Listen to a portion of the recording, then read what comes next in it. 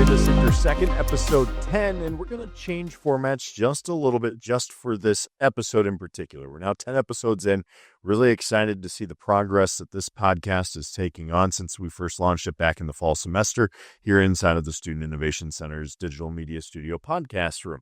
Now, one thing I realized as I've now gone through 9 episodes, I haven't really given you much about who I am and my background. So I'm going to give you a brief update on that. And then what we're going to do is we're going to recycle a couple of important answers, mainly focusing on what innovation is meant to our guests. I think it's a really important part of who we are and what we are here at the Student Innovation Center. And it's such a big part of what Iowa State University is about as well. So we'll dive into what innovation means to our first 9 guests this year.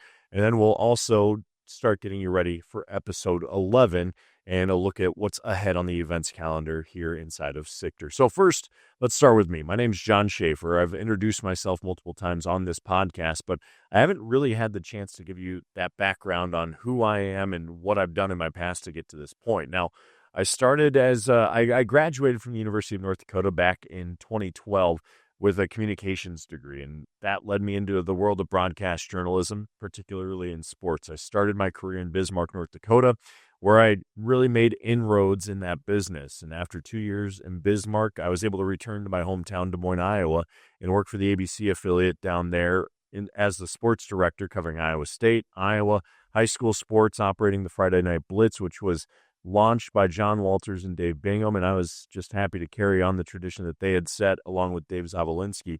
And so that's really my background. I got to know Iowa State through that quite a bit on the athletics side. And then as my family grew, I decided to kind of drift back out of TV. The hours weren't conducive for really being home in the evenings, and that's something that I value greatly. And so after making that decision to get out of TV, I got into the marketing world for about two years or so, worked for a small agency out in Waukee, Iowa, and then from there, I've landed back here at the Student Innovation Center.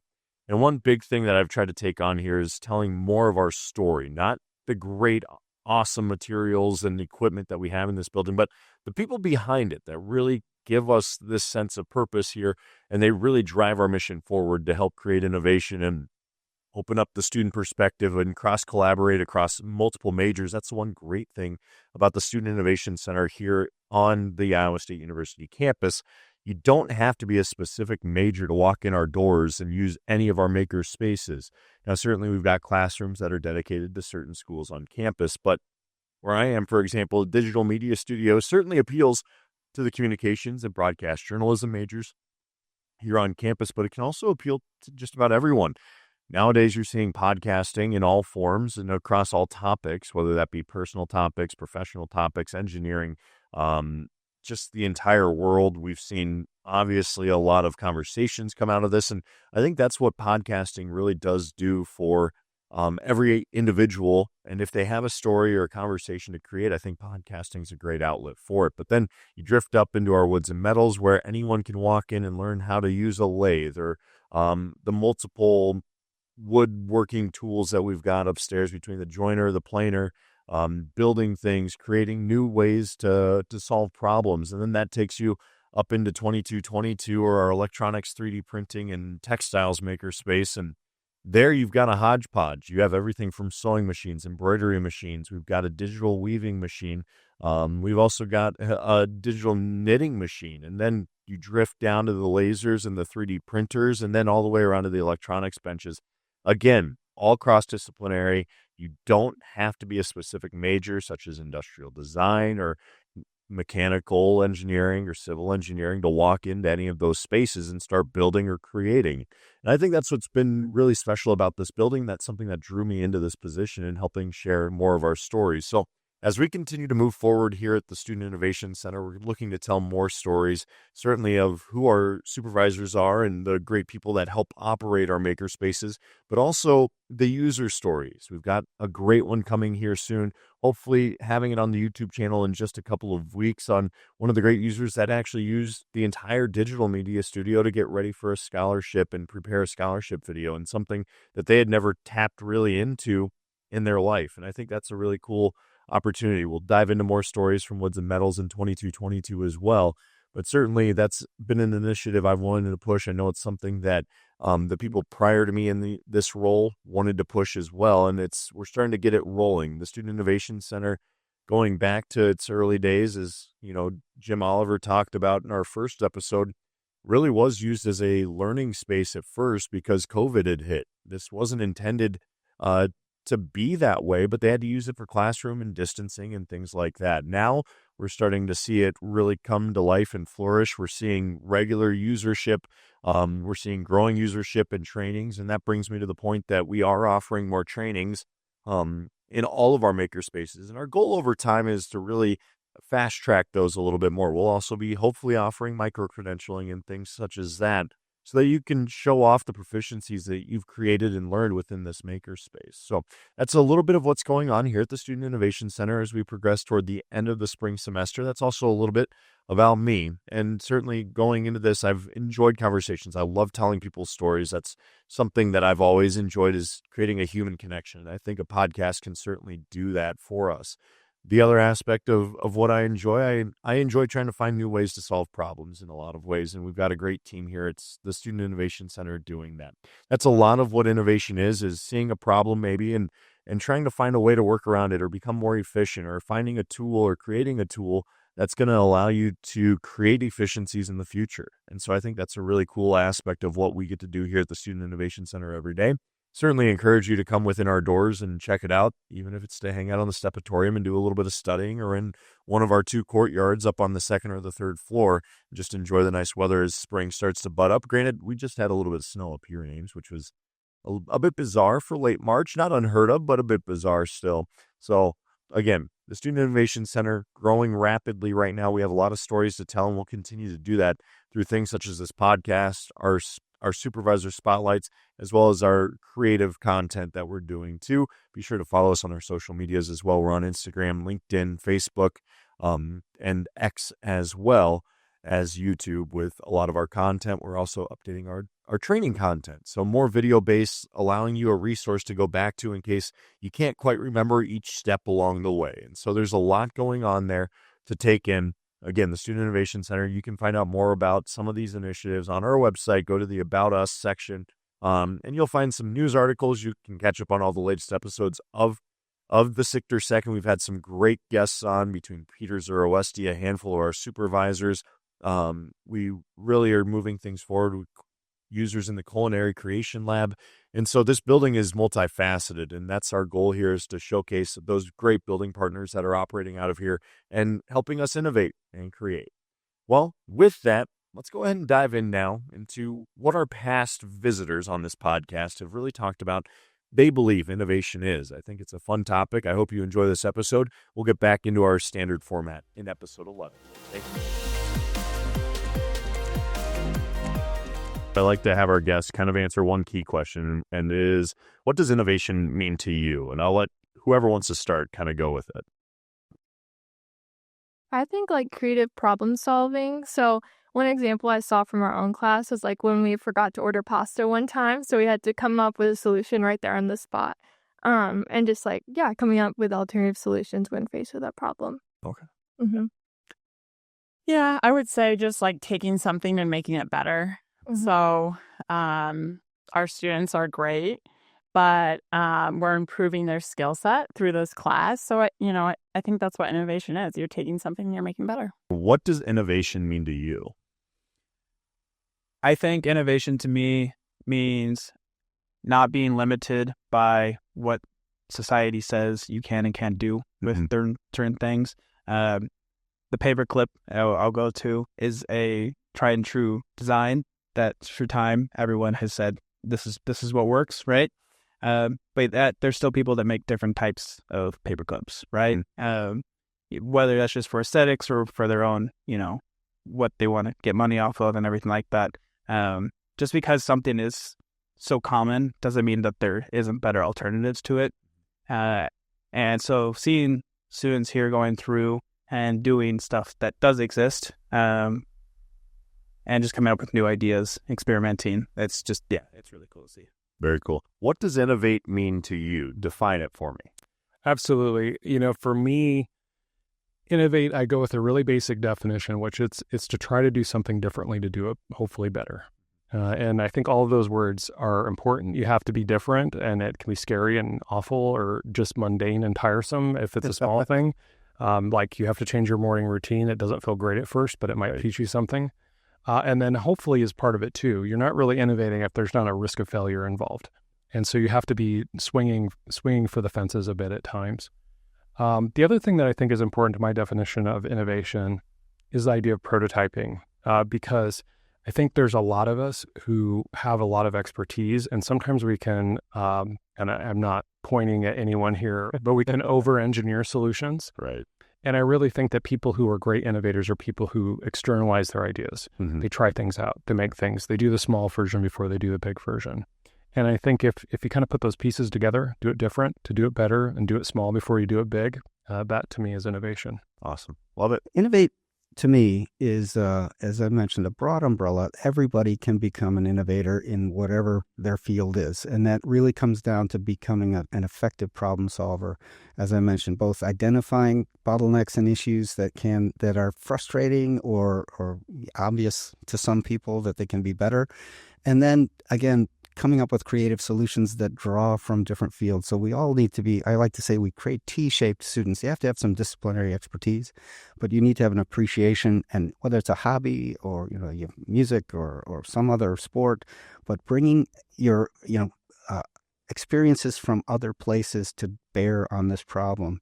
And that all boils down to curiosity. So that's the key, I think, to innovation. There's one question that has to be part of this podcast, and it is, what does innovation mean to you? Oh, gosh. Putting you on the spot with that one. I think I left that off my rundown really quick. So, I mean, there's lots of different definitions, and obviously, like the, dictionary definition. Yeah. But I don't know. To me, it's a chance to just be free to experience something, and see what you can bring to the table. And sounds kind of broad, but I don't know. It's just a chance for you to try anything, and people can't really say like, oh, no, that's dumb, that's weird, that's crazy. Like, that's what it's supposed to be. You're supposed to think outside the box or inside the box, depending on what it is. But it's a chance pretty much just to do anything freely. awesome. Love it. Perfect. We have these fantastic makerspaces that people can go in and actually create in, but we have to get them to the point that they're comfortable doing that and that they understand and really identify with that concept of an Iowa Stater as an innovator and what that means. And so it's really helping students to, in educational terms, scaffold, to understand what innovation is, to understand what creativity is, understand that they are, in fact, creative and innovative, and that we have some great resources here that can help them to be and continue to be creative and innovative. Well, I think that's one of the challenges. You walk in as a student or even a faculty or staff member, right? And you're like, well, I'm not that, like an innovator to me isn't what I'm doing. I'm just coming in here and making something simple for, whether it be a project or a gift. But I think it is kind of that reprogramming at times of people to say, no, that is actually innovation. You are finding ways to maybe improve something or build on something that's already been done before. And I would say that is my definition of innovation, is doing something new or differently that has an impact. And that's the difference between creativity and innovation, is creativity can have no impact, right? It doesn't have to. You're just being creative. You're thinking outside the box. You're trying something new. But it's when it has that impact that I think we're looking at innovation. We're actually looking to curate a specific exhibit at Ignite, which is during prep week. And at Ignite, we are looking for those daily innovators. What is something that you have done for a class, for a club, for a campus club or org, any of those kinds of things that where innovation was displayed, to really highlight that innovation doesn't just have to happen in specific circumstances. Innovation can happen anywhere at any time, and really putting forward that notion that we have daily innovations going on. They don't have to be perfect. In fact, a huge component of innovation is failing and pivoting. Yeah. Right. And so that's one of the pieces that I think we're really striving to highlight for students. There's this concept that Innovate at Iowa State is this huge, and it is, it's huge. It's the brand of Iowa State right now. And that can feel overwhelming. And so how do you look at what it is that you're doing, maybe with an innovation mindset? And that is being innovative. Yeah, absolutely. It's a question we ask everyone that comes on this podcast. But what does innovation mean to you? Well, I think it's more, it's along those lines of how do you use the knowledge that you've got and bring something more to the table? Is it innovation or education? All that goes together, whether we're talking, going from a master's degree to a PhD, or we're talking about an entrepreneurship that you're building the next new rocket. Yeah. I mean, the innovation's different for different individuals. Again, that's a nice thing about the center here, is that we're not just looking for engineering students. We're looking at all these different areas because you all bring different things to the table. Yeah. And again, the collaboration that goes into the innovation is where the magic starts happening. I ask everybody, what does innovation mean to you? And so we'll go ladies first on this one. What does it mean to you? Innovation is new ideas, I guess. I mean, it could be something as small as a new idea for a pencil, or something as big as a new robot designed to send to space. And for you? There's no wrong or right answer in this, and that's what's fun about this concept of innovation. You say that like I'm not an engineer. Yeah, exactly. I'm dealing with very intelligent people who are problem solvers. Very literal people. Yes. I would say innovation is you have a problem, you're trying to solve it. You're trying to figure out how to solve it in a way that no one has done it before. And then, since you're an engineer and want to make money, you're trying to make money off of it. What's innovation mean for you? Yeah, I think that's it's a moving target, what that word means to me. I think initially I became very kind of committed to architecture as a form of environmental practice, through sustainability, ecology, that kind of thing. And I quickly realized that you can't have much of an impact, like a positive impact on environmental policy, planning, design, without first engaging the social aspects. Because to implement anything, you need social fabrics and connections, people working together. So for me, it's the innovation of the Leo Lab project. While the bamboo structure turned out beautifully and photographs well and it's marketable and can raise money and all these things, it's more the innovation of the social relationship building, and building long-term trusting relationships with communities. That for me is the foundation of any form of innovation. We view innovation as a broader umbrella than just entrepreneurship. So every student can be a problem solver, right? Half of the battle is identifying those bottlenecks and issues that either you're working on an assembly line, you see something going on, and now you can stop the line and suggest a fix, right? So, but in any field, and then after identifying problems, drawing inspiration and solutions from other fields, right? That's where the interdisciplinary part comes in. And all of us can be better at that in all of our jobs. So the overall overarching goal is to make our students more productive right out of the gate, so that it doesn't take 2, 3, 4 years to learn on the job. They can understand completely that, boy, all these colleagues bring something to the table, and we can solve problems together. So a great look into what innovation has meant to many of our guests here so far on the SICTR Second. Now, the other aspect of things we can talk about, well, events coming up. Now, this calendar isn't too busy. You can find a full list of the events and items going on. And on our website, just go to the events page or the tab up there on the top of sictr.iastate.edu. We'll run through a couple of big ones. First Floor West Multipurpose Space on April 1st from 6 to 7 p.m. Start Something LAS Academy has their charcuterie event going on.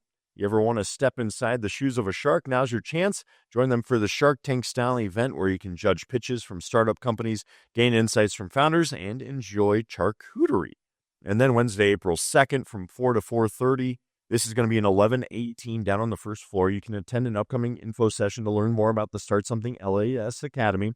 The Start Something LAS Academy team will be sharing all details about the 2-year program and the application process and answer any questions that you might have. That is a look around at a couple of the events going on inside of our building. over the next couple of weeks. Thanks so much for joining us, and we look forward to seeing you on episode 11. Have a great day.